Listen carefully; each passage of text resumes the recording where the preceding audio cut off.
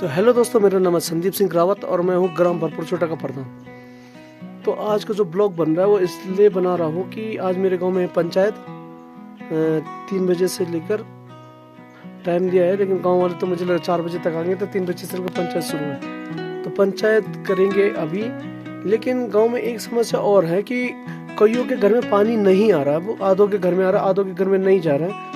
तो मैं गया था बेदीखाल, तब मुझे मिला जी साहब, उनका फोन आया था मुझे। तो उन्होंने कहा भाई, जब हमने सब घर में पानी पहुंचा दिया तो पानी क्यों नहीं आ रहा हमारे घर में, किस लिए नहीं आ रहा? तो मैंने कुछ समस्या रखी थी कि इसलिए नहीं आ रहा है, और आप हमारे गांव में तब तक नहीं आओगे तब तक नहीं देखोगे जब तक प्रधान आपको परमिशन नहीं देगा। क्योंकि सुबह जिसका घर में पानी नहीं आ रहा है, वो क्यों नहीं आ रहा है, वो बिना कारण जाने हुए आपके पास कंप्लेंट आ रही है, तो वो आप नहीं करोगे जब तक प्रधान के कानून में वो खबर है, वो इन्फॉर्मेशन नहीं जाएगी। और गांव के हमारे रेगुलेशन रूल्स नहीं बनेंगे, जब तक गांव में पूरे रूल्स नहीं बनेंगे तो कोई भी बाहर का विभाग का आदमी गांव में नहीं आएगा।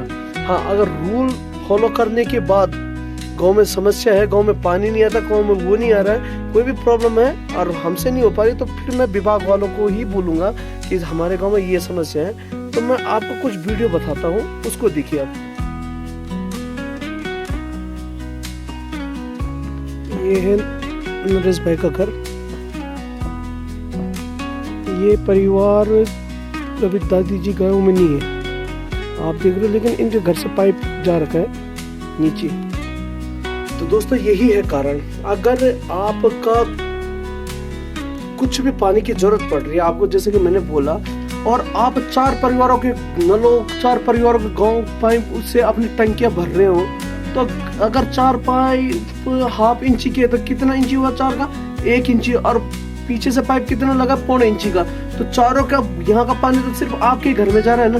और आपको अगर एक डब्बा भरना है, जब डब्बा भरोगे तो आगे वालों के घर में जाओगे, लेकिन आप क्या भर रहे हो? रात को सुबह दिन में 500-500 लीटर के चारों नलों में टंकियां भर रहे हो, और पानी खुल रहा है सिर्फ 2 घंटे के लिए, तो 500-500 लीटर की टंकियां भर रहे हो, तो तीसरे के घर में पानी कहाँ से जाएगा भाई?